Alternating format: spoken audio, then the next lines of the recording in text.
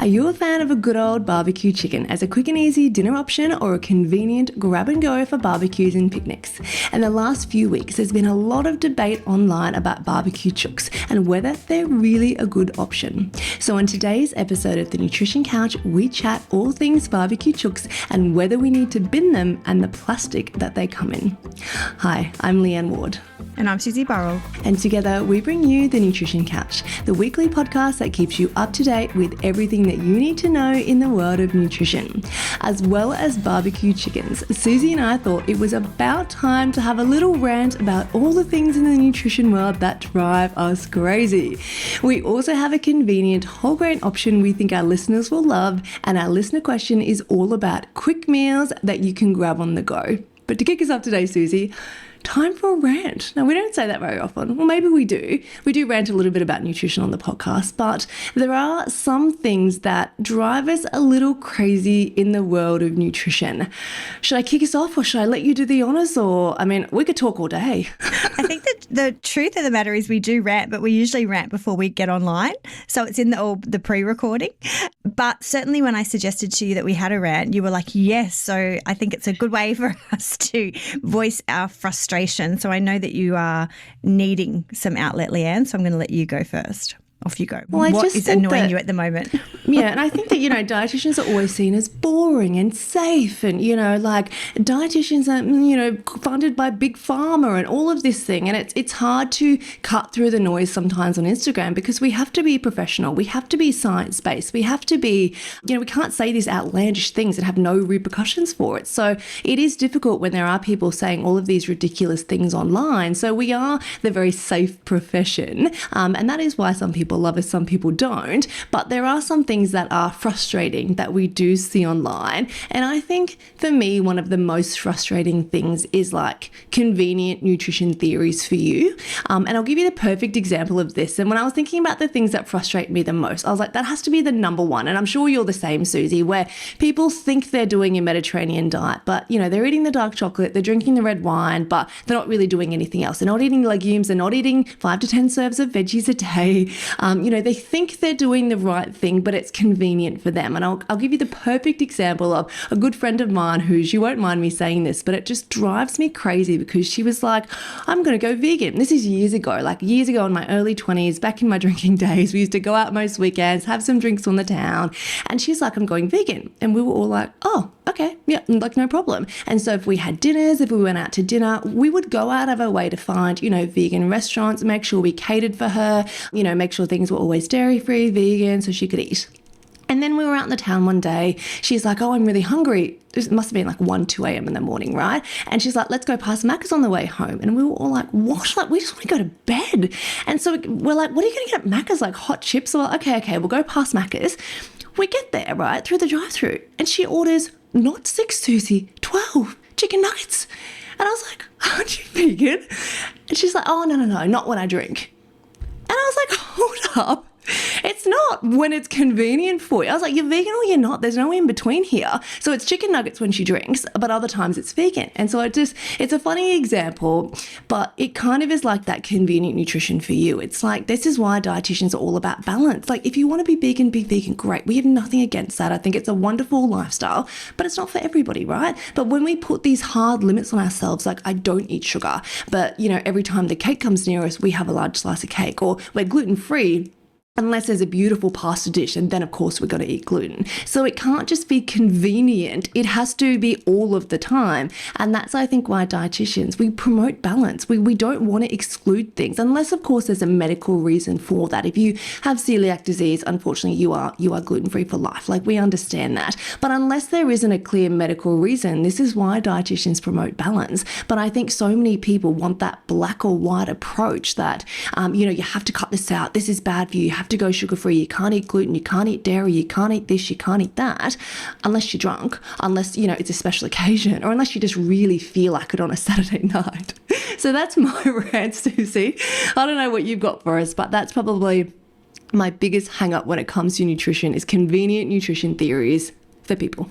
Well, I've gone and got myself a coffee and settled in because I feel like you need a whole episode to yourself. You've settled right in. Now, even when you were giving that example, there were so many personal examples I could have added to that, but I feel like I'll have no friends or family left if I report back on some of the case studies I could give you with convenient nutrition theories for you. I certainly have a close person in my life who talks a lot about how much vegetarian food they eat, except when perhaps we are having a beautiful roast lamb, then things go out the window. But I can't, it's way too personal. But I think a few gripes that come up all the time, particularly I'll be around somewhere with other mums or kids sport, and someone will come in and talk about their whole new diet that they're doing. So I fast until 12. And I'll be sitting there watching and I see them drink a coffee that's made with milk and clearly not fasting, except today. Of course, I'm just not doing it today. And then proceeds to give their perspective on why this is the best diet for them, all of the benefits that come with it, to which all the people standing around are listening. And I'm just standing there thinking, I am in hell, get me out of here, because everybody has a theory about which diet is best and why, and no one's qualified really to be talking about it. So that just drives me insane. Like, it's like, you know, if you choose to eat gluten-free and you don't have celiac disease, or if you choose to be a vegan, or if you choose to fast, it's up to you, but no one else needs to hear about it. Just like keep it to yourself. So that's the one that really drives me crazy, and I just have to like almost walk away. The other one that drives me crazy, which is going to be a little bit sexist, but when the men go on these fitness fads and regimes, and so they're following someone online who's got a great rig, and they're like in their 40s and 50s, and they've suddenly decided that they're going to do 75 hard, or they're going to do no carb diet. And so they're telling all their mates who, you know, if they already look good, the mates all think that that's the great thing to do. And all the dads are talking about the latest program that they're doing. But the irony is that I've seen all of these people on massive benders. So they go from having no carbohydrates, literally starving themselves, in the gym twice a day, you know, taking photos of their body every day, talking about how they're not drinking for 2 months. And then they go on these benders for like weeks at a time and then gain 5 kilos and cycle. And I just think, what is wrong with you people? Don't you see that the damage that you do most of the time if you were just consistent? So I see that all the time and it drives me absolutely insane. Again, I have to walk away because I also know that metabolically anything fad like that completely restricts carbohydrates, and then they start to preach to all their mates about why it's good with no scientific qualification whatsoever. So that is another one that drives me absolutely crazy. I think the other one that came up on our Instagram feed, which is worth a discussion we're going to follow through with in next episode, is when people will make comments about single ingredients on a label. And I see this all the time on my social media. So if I'm doing a trolley Thursday, which is my biggest interest post, and it might be a trolley on salads or a trolley on snacks or whatever the theme is, inevitably, particularly on Facebook where you get the most trolling. Instagram's better. You don't tend to get as much trolling. You have a nice community there, like our Nutrition Couch community. But on Facebook, you do tend to get a lot of trolls. And if I've forgotten to turn the comments off. So say I've put up, I don't know, quick meals, like frozen meals or something quick and easy as a trolley, and then I'll have all these people write, contains seed oils, ultra processed, and they'll have all these comments about the products without understanding that it's not in single ingredients that cause drama. You know, in some food products there might be a smidge of sugar or a smidge of oil used to blend it, and it's a lot more complicated than that. You know, if you really don't want to eat packaged food, well, don't go to the supermarket. You know, like cook your fish, do a fish, catch your fish, grow your veggies and pipe down. But for most of us, we're not that privileged to be able to source our food from the source. We have to shop, and there's nothing wrong, or you shouldn't be feeling guilty because a food product you've got might have a little bit of seed oil in it. That seed oil is not the cause of our nutrition problems. It's gross overeating and gross inactivity for most people, and the benders on the weekend. It's not the frozen meal that's got a little bit of vegetable oil in it. So I think that's one that any dietitian finds challenging, because people are taking a tiny bit of information and extrapolating it to have massive consequences, which is just not how nutrition works. Yeah, 100%. And when you were thinking that, I thought of another one, and this one's harsh. This is harsh. And it's not aimed at any particular person, but there is a subtype on Instagram at the moment. No, there's a certain culture on Instagram at the moment that is like, I'm so clean. I don't eat ultra processed foods. I don't drink alcohol. I don't eat gluten. I don't eat sugar. I don't eat seed oils. But I'll happily get my boobs done. I'll put all this Botox in my face. I'll get filler on my lips. But heaven forbid you eat a whole grain wrap with a little bit of seed oil in it. Like, you don't get it both ways. You can't be holier than thou with what you put in your body, but forget about what you inject into your body. And so I think that that's a big one I'm seeing lately. And I just think, again, it comes back to balance. Like, if you love Botox, you go, girl. I'm all here for it. You do you, right?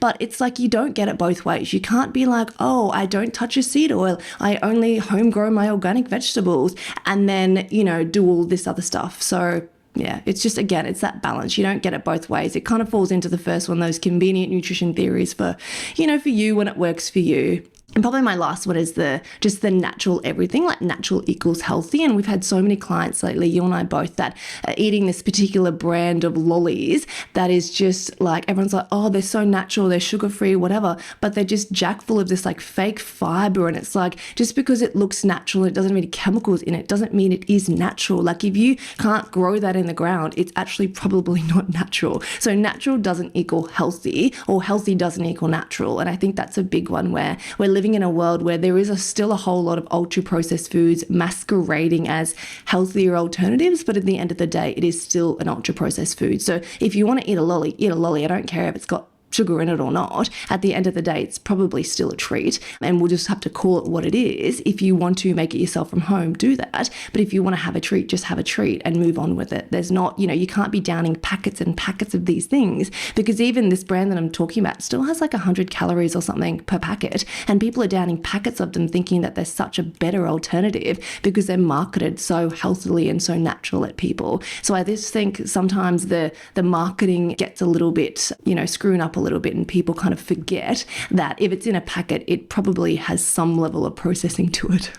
True, and they're expensive as well. I had a look at them the other day because we were on a car trip with the boys, and I thought, oh, maybe I'll get some of the lower sugar lollies, but I was too tight to pay for them. I was like, I'm not paying that for, very few calories. If I'm going to use the money, I'll use it on something that gives me some decent calories and quality. Well, not quality, but you know what I mean. I'm not paying for air for $5 or however much it was.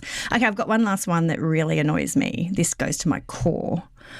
I cannot stand it when people who are not qualified, appropriately qualified, are giving prescriptive diet information or selling supplements. So recently I've seen people, and let's keep in mind there's a big difference in nutrition qualifications. If you don't have a science degree, because I'll preface that by saying there are a whole group of nutritionists who have science degrees, that's not who I'm talking about. I'm talking about the certificates of nutrition, the health coaches who do not have a science degree, giving prescriptive dietary advice like for liver damage, or eat this for your liver cleansing. That is complete BS. You should not be allowed to say that. And people selling supplements. There's a lot of celebrities, a lot of influencers who have not a scrap of scientific qualification telling people to drink this for healthy hair or to have this for glowing skin. You should be not allowed to say any of that. That drives me absolutely crazy. So for anyone listening, please buy supplements from someone qualified to be formulating them, particularly when they're very expensive. So that's, I think, enough of a rant. But yes, certainly there's several things that drive us crazy. You can see we're a bit heightened. Young children, school holidays. Leanne, you should be in a good mood because Brisbane have just won the grand final. I'm in a great mood. Yeah, yes. I'm in a great mood. I love having a rant. Yeah, imagine if they didn't win, she would not be in a good mood. Congratulations to the Brisbane Broncos. That was an outstanding performance. Well. Yeah. And the AFL. Let's not forget that. I'm not an AFL girl. I'm rugby league all the way. It was a great fortnight. Let's just say that in Brisbane. Ben Hunt, just well done, boys. Well done. All right, on from one rant to the other. I was just perusing my Instagram feed and I saw a doctor with some rather strong opinions on barbecue chicken pop up. It wasn't a doctor. That's the first issue, right? He was a chiropractor. That's not a medical doctor. Oh, that's true. That's even okay. We can't even go there. We'll get sued. That's a whole other rant in itself. Okay, that's another rant. Exactly. We'll come back to the barbecue chicken. And it didn't surprise me that it got a lot of interest because a barbecue chicken is one of those foods that I buy them often, and I was saying to you that you need a Costco membership because I think at Costco they're only $6 or $7 for a chicken, which is so cheap because I often feed Taco, my Australian Shepherd dog. He loves chicken. So to feed him a barbecue chicken at $6 or $7 is actually quite cost effective. And I do buy them for the kids, but they're not cheap, are they? Like they used to be like $8, $10. Now they're like $13 in Coles and Woolies, I think, for barbecue chicken. And I did think that some valid points were made, and I think that our listeners will find this quite helpful, because if I'm honest with you, Leanne, if I buy a barbecue chicken as a quick and easy dinner, I don't really eat it. I take the breast, the white meat, skin off, the white meat out, and I might add it to vegetables and eat that separately, whereas the rest of the family, including Taco, will eat the wings and the drumsticks and the brown meat, because if we're honest, it's not overly healthy. It's pretty high in calories and fat, and there is a lot of additives to barbecue chicken to get that amazing flavour. You know, there are salts added. So I think that when my clients will describe eating chicken, it's often not chicken breast, which is what I want it to be because that's the lean meat. It's often thigh, wing, and, you know, that is 20, even 30% fat. Like, think about where we hold our fat. It's on our thighs, you know. So whilst it's delicious, let's not kid ourselves to think it's lean protein. It's not. Now, the other issue that was raised by this, how do we describe him, chiropractor, was the plastic. And I thought he actually made a valid point, because one of the topics of nutrition interest is our intake of microplastics and additives that come through particularly warm plastic. You know, we've spoken about it in terms of the microwave rice. Now, rice itself is reasonably high in microplastics because of the way it's grown.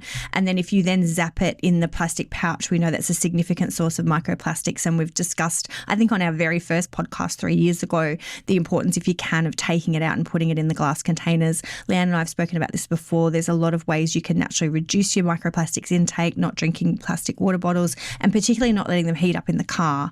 So if you think about the chicken, it is a problem because the chickens sit in those plastic bags for several hours. And sometimes I wouldn't suspect people reheat in the plastic bag, but they certainly have been in there. So I thought it was actually just a really interesting discussion. Does it mean that I won't buy barbecue chicken?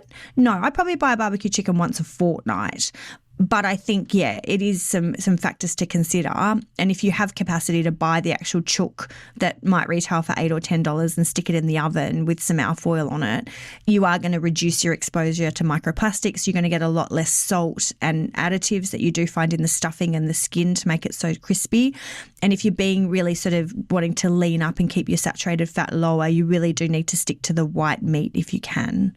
Yeah, it's a fair point, because not only is it in the plastic bag and it's warm, it's under the heat lamps as well, right? So you're getting the direct heat on the plastic, and we know when plastic heats up, it's not great for us ideally. So I would say a few things like you. I buy them, but again, not regularly. We probably in my family might have one a month or something, you know, a quick and easy. You know, we might do some chicken salad rolls on the weekend, some chicken salad wraps. It's just an easy option. If we've got friends stopping over, I just, you know, it's around that lunchtime, I might just go grab one just in case. But what you can think about is actually buying it early in the day. Like if you're going to use it as a lunch option on the weekend, not a dinner option, because you're going to reduce the time that chicken sits in the plastic bag and sits under those warming lamps. So if you can grab it at, 10 o'clock, go home, just kind of take it out of the plastic and get it out of the lamp, you can eat it for an early lunch, versus if you're eating it at 7 p.m. for dinner time, it's sat under those lamps the entire day. And they don't reuse those chickens. Like they make them fresh every single day. So if you can go in and grab them, mid-morning, you're probably reducing the amount of time it sits in the plastic. So that's one thing. We don't have research to support that, but in my head, that makes sense, right? And then as well, there is a lot of, as you said, some additives and some preservatives. Are they quote unquote bad? No, but again, it's relative. How often are you having it? Do you have any sort of conditions where you would want to look at the overall salt intake, perhaps, blood pressure issues, kidney-based issues, because it contains a whole whack of salt if you were to eat a lot of it. They also generally will add MSG to it as well. Some people are very sensitive to MSG. I, for one, if I eat too much MSG, I get mouth ulcers. I know I'm actually quite sensitive to MSG, and I know a lot of my clients will have other issues. They'll get some skin rashes, they'll get redness in their face, they'll have just some reactions to too much MSG as well. And then the other thing is the stuffing. I think people are either you love it or you hate it. I don't touch it. It is very processed. I don't really even know what goes in that. I'm kind of like, I don't even know what that is, so I'm not going to eat it. And I'm like you, I tend to stick to just the white meat. And just because my kids are really little, I kind of just bin the rest of it. I don't have a dog. I don't really want to give the bones to my kids, like the wings and stuff. I'm a bit worried about, the little bones. And so we tend to just eat the white meat. David might have a drumstick and that's about it. So I actually waste a fair bit of it, which isn't great, which is probably why I don't buy it a lot. But it is a really easy, convenient option. But The stuffing, I'm not a huge fan of. The amount of salt and the MSG, not a massive fan of. So again, on occasion, it's fine. But I think, you've seen so many things, particularly in the US, there's been a lot about, they call it rotisserie chicken over there, how they, they rub vegetable oil into the skin to make it crispy. And again, the vegetable oil fear. It's not a huge deal. So if you want to eat it, it's an option. But I think if you can take away the stuffing and pull up the skin and just stick to the meat of the chicken, you're probably onto a good thing, and minimize the amount of time it sits under those warming lamps in that plastic bag is probably going to be a better option overall. That's probably only my hints, but well, yeah. I think the skin is crispy, so they probably rub it in fat here too, I would say. Yeah. So probably. How else would you get it crispy? So yeah, so it's not lean. It's certainly not lean, and people say I don't eat the skin, but I think everyone eats a bit of the skin, don't they, at some time? So let's be honest. All right, Leanne. We all, from time to time, a little bit. Yeah, so maybe just something to think about, and I'm with you. It was just an angle of a sort of nutrition I hadn't really thought of or heard before, so I thought it was worth a potty chat. All right, Leanne, now you found some new grains for us in Woolies. Now, I've been on down to Woolies this morning to present it to our new video viewers on YouTube, and guess what? Can't find it. So you're going to have to tell us all about these new Lebanese grains that you're quickly Googling because you're not prepared for our podcast. Literally quickly Googling because I can't. The link you put didn't work. Oh, didn't it? Okay, all right, I found them. Here we go. All right. Yeah. Woolworths, I found them. So they're in the microwave rice plastic pouches, which we don't love, but here we are. They're a convenient option, right? They're not something that we would write into meal plans every day, but they're a convenient option. I think they're new. There was a range of them. I really like this one. It was the Lebanese style grains and chickpeas with lemon, parsley and mint. It's a Woolworths branded one. It's in like a light, like beige kind of pouch with green writing on it. And they retail 250 grams for $3.50. So, very affordable because you're getting more than one serve out of that. Got a 4.5 star health rating on the front of pack, and just making note that it is made in Thailand, but very good nutritional, Susie, very good. So that's the rest of the range. So there's a mixed beans and grain one with olives and olive oil. There's a smoky bean one with tomato and capsicum, and a creamy dal one with coconut and spices. So just a really nice kind of flavour addition as a bit of a whole grain base to meals, because we know that Australians, we all have a bit of a carb fear at the moment, but we know that people are not eating anywhere near enough fibre. So if we can get a little bit more natural whole grains in, not the fake fibre that we're seeing in all of these ultra processed foods, we want the natural whole grain source of fiber. We know hands down that is one of the best things we can do for our gut health, and one of the best things we can do to prevent certain types of diseases. So when we look at the ingredients on these, the first ingredient is wheat at 37%, followed by chickpeas at 23%. Then we've got capsicum, shallots, water, lemon juice, extra virgin olive oil, parsley, mint, salt, spices, and paprika. That's it. You literally could not make that better at home yourself. So I think that when I saw that ingredient list, I was like, that's amazing. There's no additives, there's no emulsifiers. It's extra virgin olive oil, not vegetable oil, not just olive oil, extra virgin olive oil, and some fresh herbs in there as well. So I think that it's just a really, really strong product, Susie. It's got 11 grams of protein. So nutrition-wise, they're saying a serve is one serving out of the 250 gram pouch. I would probably say it's two, because 11 grams of protein, that's not enough. You need to add something to it. So I would split it, bulk it up with some extra veggies, and of course add a serve of lean protein. So per serving, what they consider a serving, so the whole packet, it's 1300 kilojoules with 11.5 grams of protein, 8.8 grams of fat with 1.2 of that being saturated, 40 grams of carbs, 3 grams of natural sugar, 12.8 grams of dietary fiber, whopping, and that's all from whole grain sources, which we love, and a few vegetables, and 700 milligrams of sodium, not insignificant. So I think halving that portion would be excellent. And then, whacking in a bit of tuna, tin of tuna, a bit of feta, and some extra fresh herbs, a bit of kale or spinach to mix through, some red capsicum, tomatoes, anything that's in season, some cucumber would be an amazing way to make that a beautiful, fresh spring salad, basically. And 2 servings out of that for $3.50, that's great from a budgeting perspective, in my opinion. Yeah, I think they look really good too. I was disappointed I couldn't find them, but even the Woolies man who was doing the shopping orders helped me look for them. He was quite intrigued at this new range, and I've just had a look. There's a smoky beans and a dal, so that's great to try and increase people's intake of legumes. I would be like you. I would halve it and add tuna or salmon to it as part of a lunch salad, particularly for busy people in offices who just want to throw their lunch together quickly, or they might have some leftover chicken and then some salad leaves. I thought it was a really convenient product, and I think that sometimes the pouch pouches are a little bit more user-friendly than cans of stuff. You know, cans are hard to sort of carry around and a bit clunky, whereas a pouch fits really easily for people who travel a lot for work. They can be really convenient foods on the run if you're, you know, at airports and need something easy with some decent nutrition in it. So, yeah, I thought it was a really good option and must be fairly new, but hopefully they're rolling it out. So good find, Leanne. We like it. And we'll pop a little photo up on our Insta because we couldn't get it in where I'm recording here in Sydney. But that leads us to our final segment of the day, and this is direct from our Nutrition Couch Instagram followers who are great with their questions. Every time I log on, there's a whole lot of good ones. And this one was relevant to something I see with all my clients all the time, is they're eating really well in the week, and as soon as the weekend hits and they're around with kids, inevitably there's the budding sausage sizzle and someone's party and nibblies, and it's just everything goes completely off track. And the listener question was, what do I do on the weekends when all the carbohydrates around me are white? And I thought that is so true, isn't it? Because you go to the food court and it's all white bread and white wraps, or the sausage sizzles are all white bread again. You have to be really focused to get, you know, even just say you're going to Macca's on a road trip and you get the snack wrap, it's all white wraps, isn't it? I think the only option really that offers even whole grain is Subway.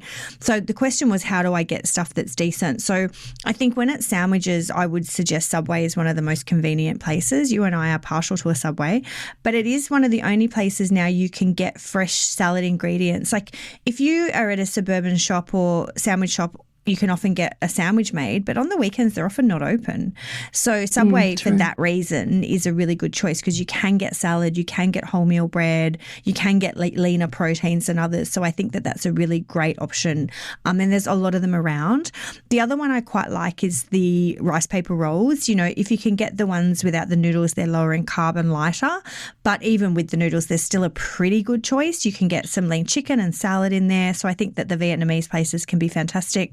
I'm less of a fan of sushi because it's just, to me, a lot of white rice, and to pay for sashimi, it's quite expensive.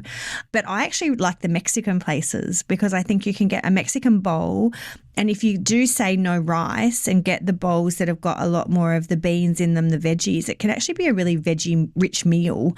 And if you're going to be buying something and pay $20, it's probably one of the better options out there. So they're my top 3 of what to pick up. I think the other thing is, if you are routinely out and about, don't underestimate the power of packing a couple of things. So packing a whole grain wrap the night before with some lean turkey, some cheese, some leaves, it keeps really well and can go with a fantastic coffee for a quick breakfast, or, you know, the cheese and cracker snack packs, the little legume snacks, just having a few of those in your bag, or ducking into Woolies and Coles where you can get a salad bowl, you know, and then, you know, it can be a really smart way to load up. And I always encourage my clients who are traveling for work to do that.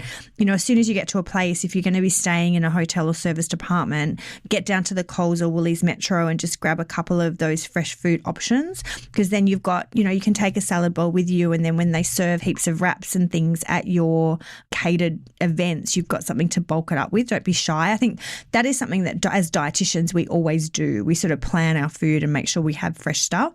And I find that's a skill that is often helpful to teach clients to actually proactively add things in, rather than being, as we've discussed, a victim to the food environment, which is very rarely what we need it to be to keep our nutrition on track. Yeah, absolutely. Mexican's a great option because the bean and the corn, and, you know, you can add a bit of extra protein in there, chicken, beef, whatnot. Sometimes even prawn if you go to like a bougie Mexican place as well, maybe some shrimp or some prawns. Any sort of salad bar, like poke place, that's always going to give you a good, often you can get a base of whole grain, brown rice or quinoa or something, or just get a lettuce cabbage base if you want. Now I've probably only got one extra suggestion on top of yours, Susie, and it's a goodie because I went with my mum the other day and I was like, where are we going for lunch? And she's like, she was so excited. You know Sophie, she's so healthy. And she's like, and we got there and I was like, we're at the Leagues Club. Do you guys have like Leagues Club down there? We're at the Leagues Club. Yeah, we are human down here in New South Wales. We have clubs. Yeah, okay, very good. RSLs So, clubs. Yeah. Oh, I didn't know what they were called. Yeah, exactly. RSL yeah. Leagues clubs. Yeah. So, and then she's like, we're going to have the roast of the day. I was like, oh, like for a member and for like a pensioner, I think you're like $14, $15. And if you remember, Mum's like, you got to join. Mum, I'm not going to join the Leagues Club. When am I ever going to join? It's like $2, $3 to join. I got $2, $3 off my meal. It was like $17. The roast of the day, like beautiful roast pork. I could choose as many veggies as I want, plus or minus gravy. You better believe I had a bit of crackling. And then you can choose, I was like, one potato, all of these veggies, couple of pieces of roast. It was beautiful, like $17. I was like, maybe I will come back. Leanne, sexy at the good's that? RSL club. How good is that? And there was no one there. It was aircon. You'd It's be beautiful. the youngest by 40 years. Yeah, I know. Apparently it was going off the other night for the Broncos game. My dad told me they went down for the Broncos game the there other you day. go. But don't underestimate the power of an RSL club on the weekend for a nice roast if you want a bit of protein and a bit of veggie. There you go. This is why you listen to the Nutrition Couch, because you've got all the ideas. Never in a million years would I have thought of suggesting that, but good on you. I told you, maybe it was a goodie. Yeah, maybe I'll consider that in my local areas from now on. Okay. Yeah. There you go. Yeah. You've got It's me quiet. away. It's air-conned. It's cooked for you. Am I selling you? The membership's like $2-3. You do need your license. You got to show your license. Yeah. No, it's very. People are always better to have a meal than snacks. 100%. It was so filling. I was good till dinner. It was so filling. It was great. You're much better to go and have a proper meal, because there's something psychologically when you sit down and have something that's hot and cooked as a meal compared to snacks. So you can eat 6 different snacks, a packet of roasted broad beans, a cheese and crackers, a bar, and basically have 600-800 calories and not even realize you've eaten, versus sitting down and having something like that, which might be similar number of calories, but you're actually full. So, yeah, that's what I always say to my clients. You want to have a meal that registers as a meal, which is why I would prefer a schnitzel and vegetables than multiple snack foods or, things that are perceived as being healthy like sushi, which actually don't give you the protein that you need. So, yeah, good find, Leanne. I like it. Well done, Sophie. Again. There we go. Thank you, Sophie, for the win. Yeah. Great. I was like, what are we doing here? All right. Well, that brings us to the end of the Nutrition Couch. Perhaps we've started a chain reaction of people signing up to their local RSL clubs. Perhaps not. You write in, let us know. Write in, let us know. That's very old school. Log in to Instagram, let us know. But that does bring us to the end of another episode of the Nutrition Couch for another week. So if you know your diet needs a little bit more protein, check out our dietitian-designed, scientifically formulated range of supplements at designbydietitians.com. Thank you for listening, and we will catch you in next week's episode. Have a great week.